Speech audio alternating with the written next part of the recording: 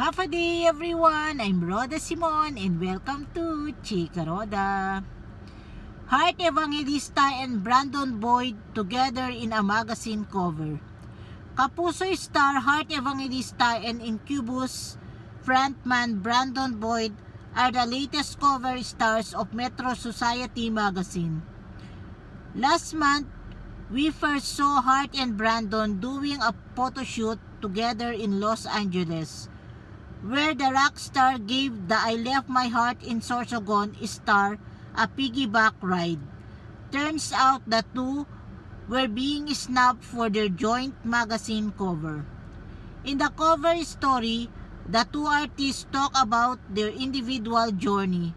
Brandon revealed that being an artist truly runs in their blood, and that it was his mother who encouraged him to express himself through painting.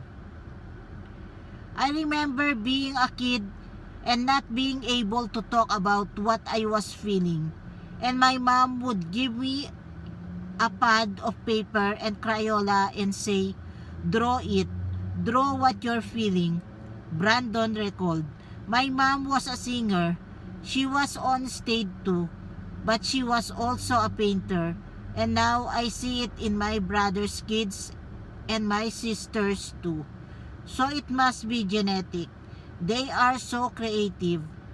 And just like Brandon, Hart said her mom also supported her in her artistic journey. I remember the movement from frustration and anger to pride and joy, Hart said. My mom would be mad at me, and I would get a red crayon and draw all over her walls. And instead of her getting more mad, she would end up saying, "Wow, it's so nice." Heart Evangelista and Brandon Boyd on the cover of Metro Society magazine. The two artists also talk about how their unexpected art duet happened. Hart said she never saw it coming, but at the same time, she's really grateful that this opportunity came. I was not expecting someone to message me about my art. People always call me about what I wear. Nobody really asks me what my soul is for. I was really surprised, and as an artist, I think it's so beautiful when we can invite people to express their individually, she said. The Wish You Were Here and Drive singer then shared how he discovered Hart's artworks and why he's so drawn to them. Brandon said it was actually his girlfriend, Sarah Hay, who's a recently retired ballerina and actress, who introduced him to Hart's paintings. And initially, I was really blown away at how effortless your work is. It looks like you've been painting your whole life to me, and at the same time, I would see some influence of the art nouveau at the turn of the century, which I really love, and that's why I was attracted it.